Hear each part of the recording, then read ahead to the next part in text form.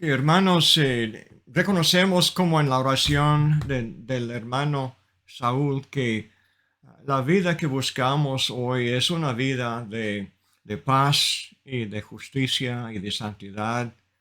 Y cuando no hay esta clase cuando no hay fe en Dios, cuando no hay conocimiento de Dios, cuando el hombre no conoce el mensaje de la Biblia, no tiene una base, no tiene buena base para desarrollar esta paz que buscamos y esta justicia que Dios enseña, que Dios demuestra.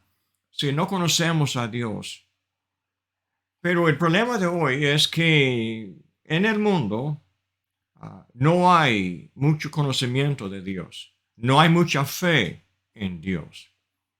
Para tener fe en Dios, tenemos que conocerle, tenemos que obedecerle. Esto es la fe que produce los frutos de la paz, la tranquilidad, la confianza, la justicia, la santidad, la fidelidad en todo aspecto de la vida, el amor que bendice a todos los hombres en nuestros días. Depende de creer en el verdadero Dios, el hacedor de todo hombre. Buscamos en Isaías capítulo 17 una de muchas profecías que enfrentan uh, el, la incredulidad del mundo, que no reconoce que Dios juzga en los asuntos del mundo. Dios es el que reina. Las evidencias que Dios ha dado al hombre para creer en él y para conocerle a él están aquí en la Biblia. Isaías es un ejemplo, porque aquí vemos claramente lo que todo el mundo puede ver. La justicia reina, el amor y misericordia de Dios reina, y por lo tanto Dios es el que establece cada nación. Y cuando la nación no sirve los propósitos de Dios, Dios los despide. Dios los castiga, los deshace y pone en su lugar otros gobiernos, otros hombres para gobernar conforme al gusto de su hacedor. Aquí en capítulo 17 tenemos la profecía sobre Damasco. Damasco fue la capital de la nación de Siria. Brevemente menciona aquí en varios otros lugares esta nación que existía con poder en los días de Isaías, tanto que el rey Acaz en capítulo 7 tenía miedo a ellos. Pero Dios declaró en Isaías 7, aquí también en 17, que Damasco iba a desaparecer. La nación de Siria iba a ser castigada por una invasión de los ejércitos de Asiria. Una serie de reyes de Asiria, de Nínive, la famosa ciudad de Jonás. De esta ciudad iba a salir reyes, uno tras otro, descendiendo del norte, entrando en la tierra de Siria, conquistándola, la tierra de Israel, conquistándola, siguiendo hasta Egipto. Naciones que Israel y Judá buscaban para hacer alianzas de protección, alianzas para resistir los poderes de otros, como de Caldea o de Asiria. El hecho de que Dios es quien declara de antemano lo que iba a hacer es evidencia para nuestra fe, no solamente en Dios, pero la fe en el carácter de Dios. Dios es justo. Dios es misericordioso y vemos estas características de Dios aquí en las profecías de Isaías. Lee conmigo un poco, porque me gustaría hablar rápidamente aquí en capítulo 17 y 18. Estas profecías repetidas brevemente. Dice profecía sobre Damasco. He aquí que Damasco dejará de ser ciudad y será montón de ruinas. Ahora pasando al versículo 2, las ciudades de Aroer. Aroer era ciudad al otro lado del río Jordán. Cuando Asiria descendió para conquistar a Israel, comenzó en aquel lado y últimamente destruyó las ciudades del oeste del río Jordán. Dice, están desamparadas en majadas se convertirán, dormirán allí y no habrá quien los espante. Y cesará el socorro de Efraín y el reino de Damasco. Entonces, las dos naciones, Efraín fue la tribu principal de Israel. Entonces, Samaria, la ciudad capital, Efraín, la tribu principal, pero la nación Israel. También a veces se llama la nación de Jacob, porque Jacob fue el primer nombre de Israel. Entonces ese será el socorro. Efraín había entrado en una alianza con Siria para resistir a Siria, pero para nada. Dice, no habría socorro de Efraín. Dice, y lo que quede de Siria será como la gloria de los hijos de Israel. Dice Jehová de los ejércitos. La gloria de Israel iba a dejar la tierra desolada. Ahora, leyendo en versículo 4, hay más enfoque en este concepto de la gloria de Israel, o se llama la gloria de Jacob. Se atenuará y se enflaquecerá la grosura de su carne. Aquí vemos más y más debilidad. La prosperidad de ellos iba a desaparecer. Será como cuando el segador recoge las mies y con su brazo ciega las espigas. Será también como el que recoge espigas en el valle de Refaim. Son valles famosos que encontramos en las profecías que describen la tierra, ciudad por ciudad, valle por valle, donde entraron los soldados de Asiria haciendo su destrucción. Quedarán en él rebuscos como cuando sacuden el olivo para cosechar los olivos del árbol. Aceituna tenían que sacudir las ramas del árbol y así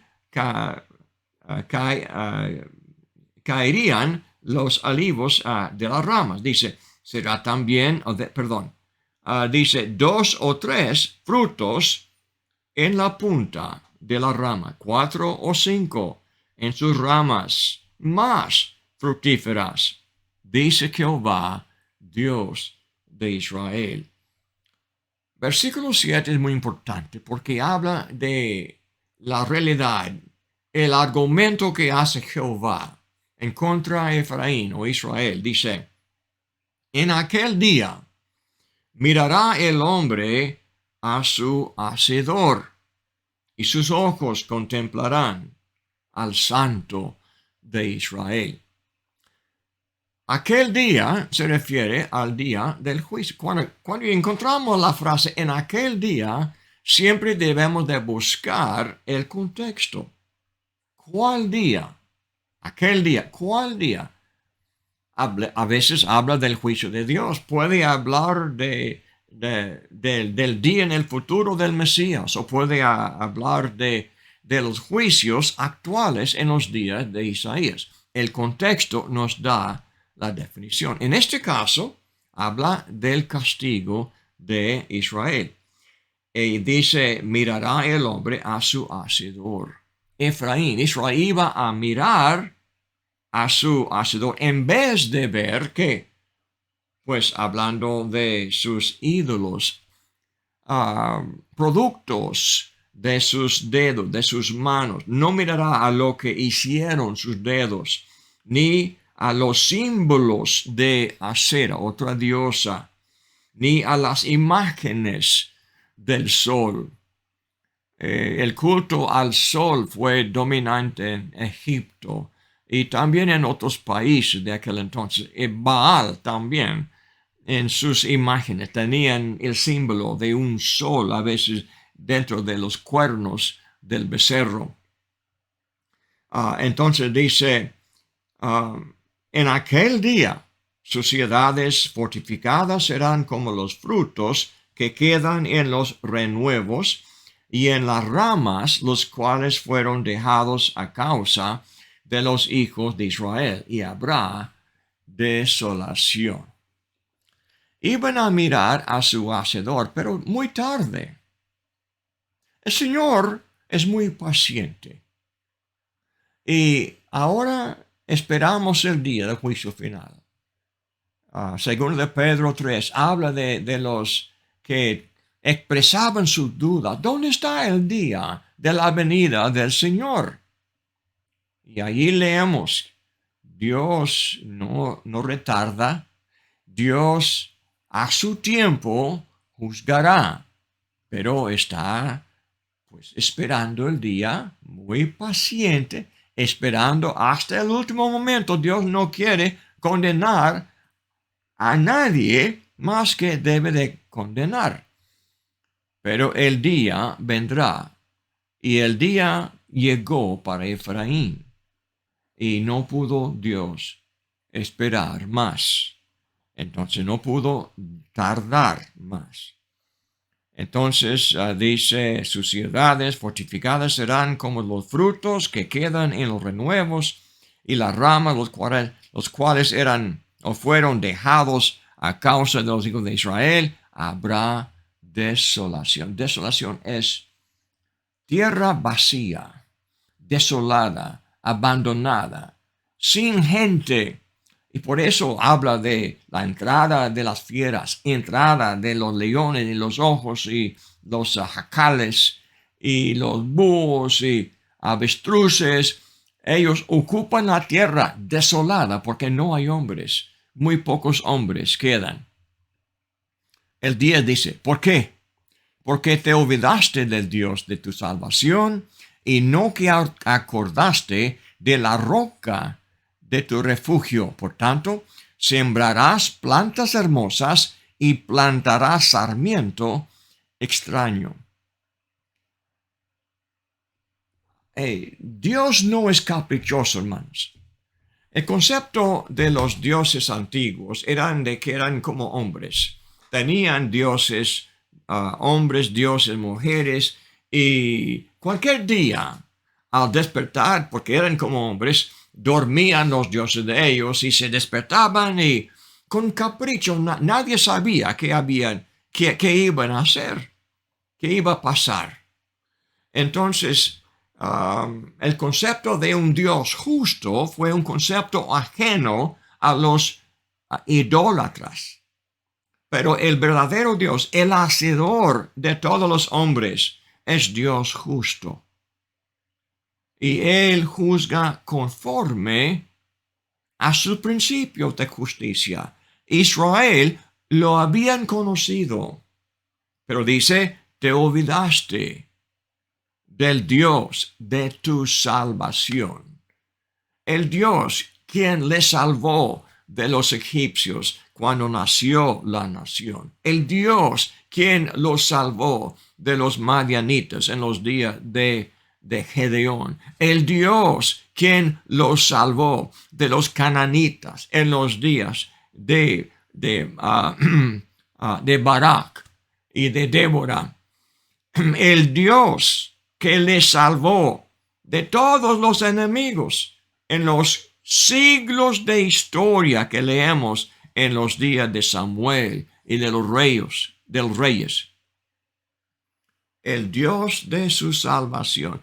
Te olvidaste del Dios quien estaba dispuesto a salvarles, pero con la condición que ellos anduvieran fieles a Él.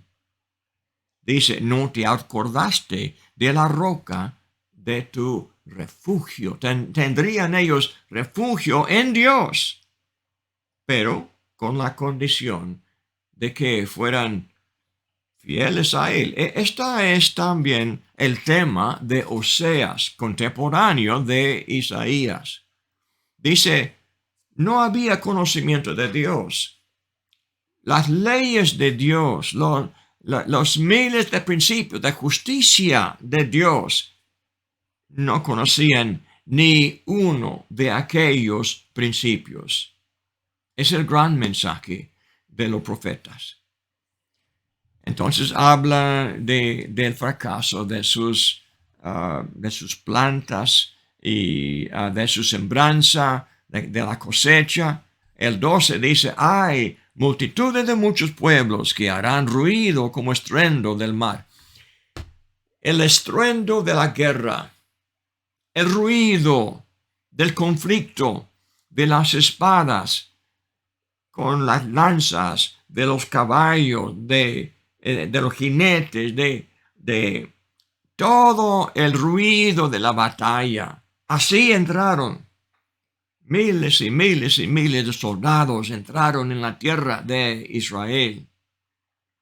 Pero estos últimos versículos nos dicen, Dios también los iba a juzgar a ellos. Dice, pero Dios, el 13, pero Dios los reprenderá y huirán lejos. Capítulo 18 sigue hablando, dice, hablando ahora del juicio en contra Etiopía. Es maravilloso el lenguaje de la profecía cuando describe la gente de Etiopía, porque tenían diferente semblanza, estatura de los de Israel o de los de Egipcio. Dice, de Egipto, dice, ay de la tierra que hace sombra con las alas que están tras los ríos de Etiopía. Tierra de ríos, se describe, ríos que eran una parte del sistema del Nilo. Estaban al sur de Egipto, donde estaba más arriba en el mismo sistema de agua. El 2, que envía mensajeros por el mar, en naves de junco sobre las aguas. Andad, mensajeros veloces, a la nación de elevada estatura. Tenían la fama de sus barcos, de sus lanchas que usaban para navegar en el río Nilo y también en la tierra del Mar Rojo. Entonces, esta fama que tenían, también tenían fama de su estatura. Dice, a la nación de elevada estatura y tez brillante, al pueblo temible, desde su principio y después, gente fuerte y conquistadora, cuya tierra es surcada por ríos. Repite esta frase en versículo 7, cuando habla de la esperanza del futuro que Dios iba a dar a ellos después de castigarles. El 7 dice, en aquel tiempo será traída ofrenda a Jehová de los ejércitos, del pueblo de elevada estatura y tez brillante, del pueblo temible desde su principio y después, gente fuerte y conquistadora, cuya tierra es surcada por ríos, al lugar del nombre de Jehová de los ejércitos, al monte de Sión. Habla de un día después de toda la ira de Dios, después del castigo de Dios, cuando esta nación de gente tan impresionante, enemigos de Israel, enemigos a quienes Israel temía y tenía mucho miedo del poder de ellos. Pero habla de ellos en una profecía, el cual se cumplió, de que este pueblo de elevada estatura, de tez brillante, pueblo temía, iban a traer ofrenda a Jehová. ¿Y cuándo pasaría eso? Pues pasó cuando Dios castigó a ellos como también Egipto. Ya conocían a Jehová, ya conocían en su historia la fama de Israel. Y cuando Dios suficientemente les castigó, se despertaron, buscaban a Jehová. Y vemos en el Nuevo Testamento, capítulo 8 de Hechos, el eunuco etíope, que vino a Jerusalén, vino al templo, vino al monte de Sión con ofrenda, un ejemplo del cumplimiento de esta profecía.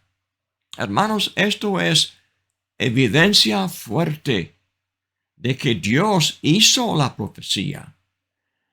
Vale la pena conocer los principios de justicia del Dios, el Hacedor, que nos juzga conforme a principios justos. Déjame pasar ahora a capítulo 19 para examinar un poco más. Y no creo que habrá tiempo para cumplir el estudio de Egipto, pero encontramos en este capítulo varios detalles muy interesantes que se encuentran también en el Nuevo Testamento. Lee conmigo Isaías 19, versículo 1. Profecía sobre Egipto. He aquí que Jehová monta sobre una ligera nube y entrará en Egipto y los ídolos de Egipto temblarán delante de él y desfallecerá el corazón de los egipcios dentro de ellos. El conocimiento de Jehová adelante en los días de Cristo y un poco antes tenía mucha fama. Hubo un gran número de judíos que quedaron en Egipto después de estos días. Hicieron su sinagoga, sus bibliotecas, y Alejandría, Egipto, por siglos y siglos, había una biblioteca enorme en donde tenían manuscritos de historia y de toda la cultura y todo lo que había pasado. Lamentablemente, perdimos esta biblioteca cuando llegaron los musulmanes en el 6º siglo después de Cristo. Pero puedo imaginar que en aquella biblioteca, si pudiéramos haber leído, hubiera mucha evidencia de lo que leemos aquí. No importa, tenemos la Biblia que no han podido destruir. Describe la entrada de Jehová castigando a Egipto como Jehová montado sobre una ligera nube. ¿Qué clase de nube es? Pues es una nube que se mueve. Podían ellos ver a Jehová acercándose montado sobre la nube. Mateo 24, el juicio de Jerusalén se describe como el Hijo del Hombre, Jesucristo, también montado sobre las nubes para castigar a Jerusalén. Cuando Cristo viene en los últimos días, también se describe que la entrada de Jehová en juicio sobre la tierra será así. Vendrá Jesús en las nubes. Aquí, hermanos, describe lo que leemos después. Dice, entrará en Egipto y los ídolos de Egipto temblarán. Los ídolos son pedazos de piedra y de madera. ¿Cómo es que iban a temblar? Ahora vemos la poesía de la profecía. Porque fue cuando cuando Jehová juzgó a Egipto, fue el juicio del único Dios en contra de la idolatría, los dioses que ellos adoraban. Como también en Éxodo, los primeros capítulos, vemos el juicio de Jehová en las 10 plagas en contra los dioses de Egipto. Otra vez vemos la ira de Dios y están temblando. Ya habían tenido experiencia con la ira de Jehová en contra la idolatría. Versículo 2. Levantaré egipcios contra egipcios y cada uno peleará contra su hermano, cada uno contra su prójimo, ciudad contra ciudad y reino contra reino. ¿Quién les hizo que ellos hicieron eso? Dios. Dios es Él, por su providencia, por su dominio, por su forma de reinar en las naciones. Les quitó de ellos la unidad. Dice, y el espíritu de Egipto se desvanecerá en medio de él, y destruiré su consejo. Y preguntarán a sus imágenes, y sus hechiceros, y sus embajadores, y a sus adivinos. ¿Se acuerda de Éxodo?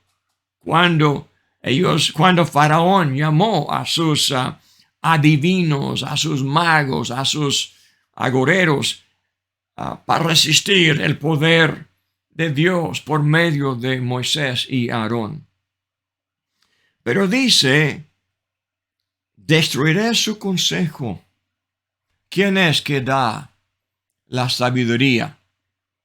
Egipto tenía fama por siglos y siglos en todo el mundo, buena fama de ser tierra de sabios. ¿Quién les había dado sabiduría? Ahora el mismo Dios, quien les hizo sabios, les quita. Y así también les quita poder. El poder de cualquier nación depende de la sabiduría de los gobernantes. Y así Dios quita poder de naciones hasta hoy. Dice en el 4, y entregaré a Egipto en manos de señor duro y rey violento.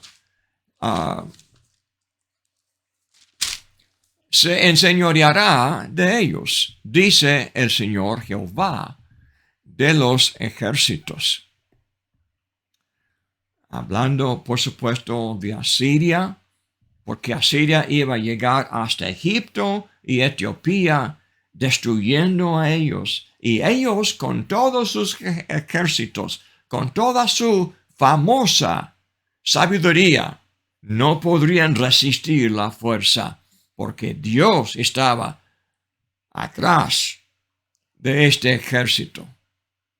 El 5, las aguas del mar faltarán. Habría de entonces sequía, hambre, falta de agua. Esto fue la triste historia de Egipto por varios años en su historia. Dice, y el río se agotará y secará, y se alejarán los ríos, se agotarán y secarán las corrientes de los fosos, la caña y el carrizo serán cortados, la pradera del junto, de junto al río, de junto a la ribera del río, y toda sementera del río se secarán, se perderán. Los pescadores, versículo 8, los pescadores también se entristecerán, harán duelo todos los que echan anzuelo en el río. ¿Por qué?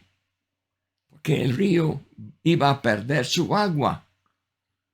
Muy poco agua iba a llegar hasta el mar.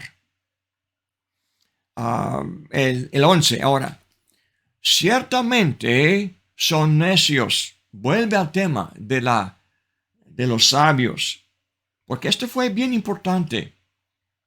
La fama de Egipto, sus sabios, pero son necios los príncipes de Zoán. El consejo de los prudentes, consejeros de Faraón, se han desvanecido. ¿Cómo diréis a Faraón? Yo soy hijo de los sabios e hijo de los reyes antiguos. Hermanos, cuando oímos en las noticias que nuestro gobernante, el gobernador, ha hecho algo muy necio, piense, ¿ok? Atrás de él y su poder y de su país es la mano de Dios. ¿Quién es que hace que el hombre haga cosas necias en los gobiernos de los hombres? Este tema se repite mucho en los profetas. Dios debilita a las naciones por quitarles su sabiduría. Así, David venció a su hijo Absalón por enviar a su amigo a vencer el consejo el más sabio de los consejeros de Absalón. Esto es lo que dio a David la victoria sobre los rebeldes en aquel entonces. Hay mucha historia de eso. Entonces dice el 12, ¿dónde están ahora aquellos tus sabios que te digan ahora o te hagan saber qué es lo que Jehová de los ejércitos ha determinado sobre Egipto? Esto, hermanos, se cita en Primera a los Corintios, capítulo 1, 19.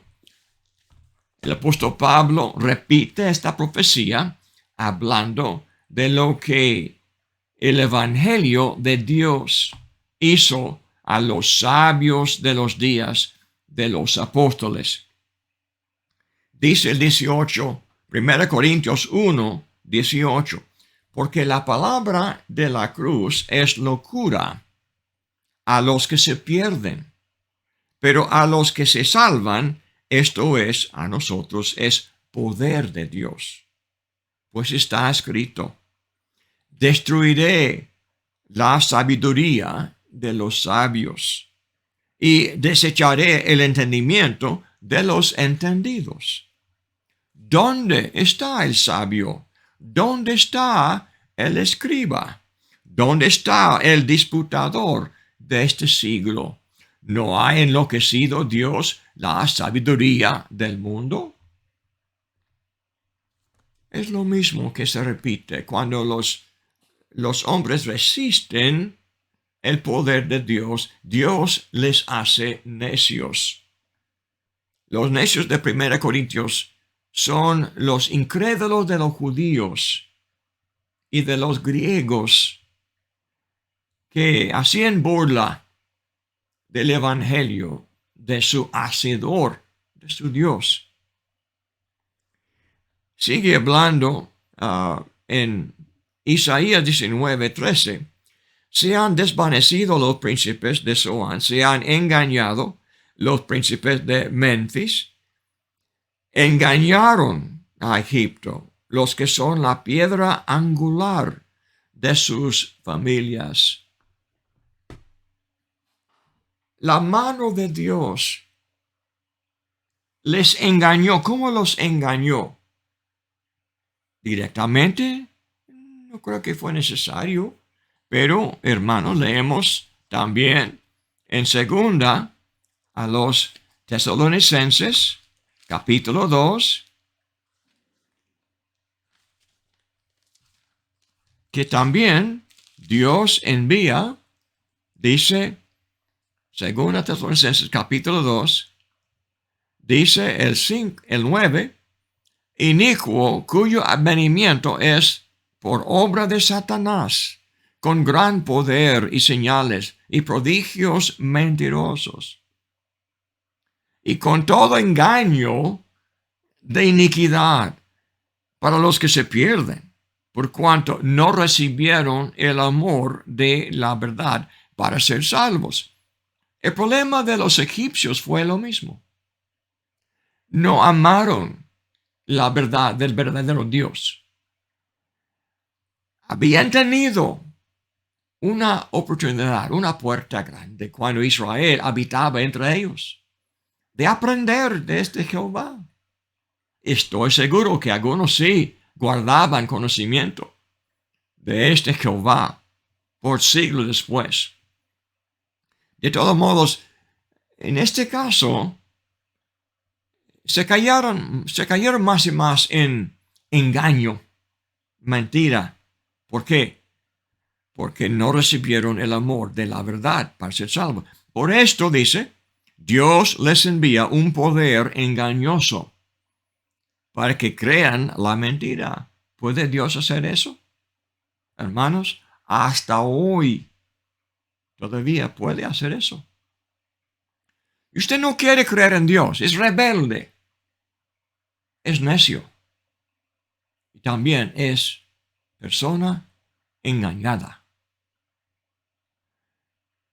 Pero engañado por sí mismo, a fin de que sean condenados todos los que no creyeron a la verdad, sino que se complacieron en la injusticia. Ese es el problema.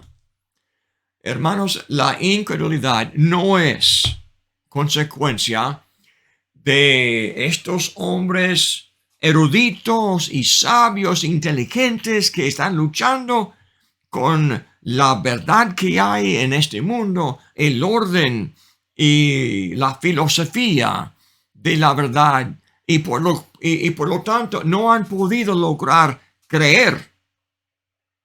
Eso no es verdad. La razón por la cual los hombres no creen en el Dios de la Biblia es que no quieren creer. No aman la verdad del verdadero Dios, la realidad de su Hacedor. Y por lo tanto, Dios les condena porque los conoce y les envía poder engañoso para que sean así condenados. Esto es la voluntad de Dios. Déjeme seguir leyendo un poco más. En el 16, en aquel día, en el día de este juicio de Dios, los egipcios serán como mujeres. La mitad de la población serían mujeres, ¿verdad? ¿Qué quiere decir eso? Está diciendo que los hombres de Egipto, los líderes, los príncipes, los reyes, los gobernantes, los soldados de Egipto, todos los que eran, casi todos eran hombres, pero tendrían carácter de mujeres. Por lo tanto, dice, porque se asombrarán y temerán en la presencia de la mano alta de Jehová. Al encontrar la mano alta de Jehová, iban a sufrir el pánico y el miedo. Es como dice también en otros textos y también en el Nuevo Testamento. Iban a buscar lugares a donde esconderse debajo de la peña.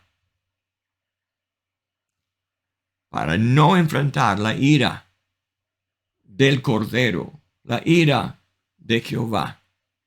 Cuando Él está en su ira está encendida en contra del hombre.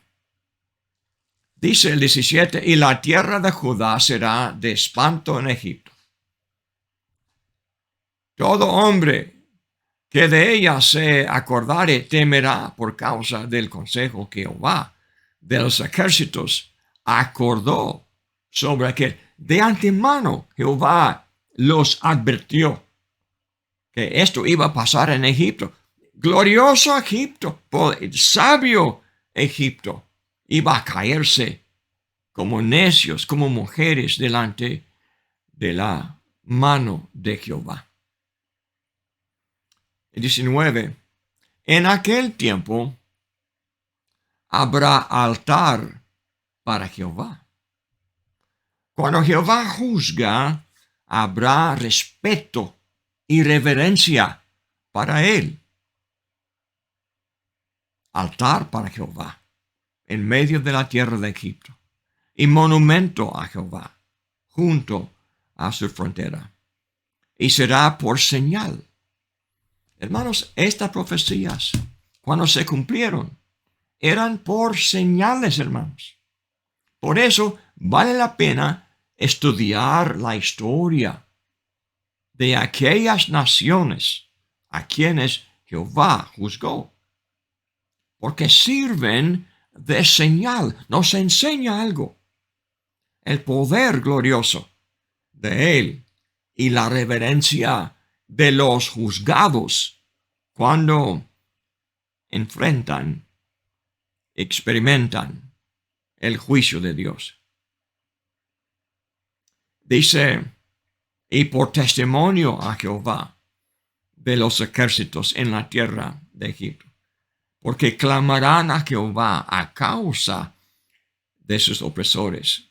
Los egipcios, hermanos, óigame, eran tierra idólatra, pero no tenían conocimiento nada de Jehová. Claro que sí. Pero cuando entraron las tropas de Asiria, ¿a quién clamaban los egipcios? ¿A Ra? ¿A sus dioses? ¿A sus ídolos? No. Clamaban a Jehová. Solo Él podía salvarles. Dice el 21, y Jehová será conocido de Egipto, y los de Egipto conocerán a Jehová en aquel día, y harán sacrificio y oblación, y harán votos a Jehová, y los cumplirán. Harán votos, pero no a la ligera, no. Los cumplirán con reverencia, con temor, temblando, sirviendo a Jehová con temor y temblor, como en Filipenses 2:12. Como también nosotros, si conociéramos a Jehová, así sería nuestro servicio a Él, con temor y temblor. Dice el 22, y herirá Jehová a Egipto, herirá y sanará, y se convertirán a Jehová, y les será clemente, y los sanará. Hermanos, esto es la evidencia, es la explicación de que en los días de Cristo, cuando llegó Jesús y cuando llegó el Evangelio, el conocimiento de Jehová ya existía en todas las naciones de la tierra. Claro, había judíos en todas las naciones por la dispersión, y venían ellos a Jerusalén a adorar. Pero también con ellos llegaban gentiles, prosélitos, hombres temerosos de Jehová. Es la maravilla de este mensaje, de este juicio de Jehová, del cual habla Isaías en este capítulo. Y claro, hay el concepto mesiánico de que últimamente Dios iba a salvar a todas las naciones sin respeto a las personas, como dice en Romanos, al capítulo 2:11 y Hechos 10:34. Pues déjame buscar en Hechos 10:34 cuando el apóstol Pedro habló con Cornelio, vio Pedro el plan de Dios delante de Cornelio y esta gente gentil, de gentiles, romanos. Dice, entonces Pedro, abriendo la boca, dijo, en verdad comprendo que Dios no hace acepción de personas. Y hasta hoy es así. Hermanos, gracias por su atención. Ha sido para mí un buen estudio y aprecio este tiempo que hemos pasado juntos. Y que Dios los bendiga.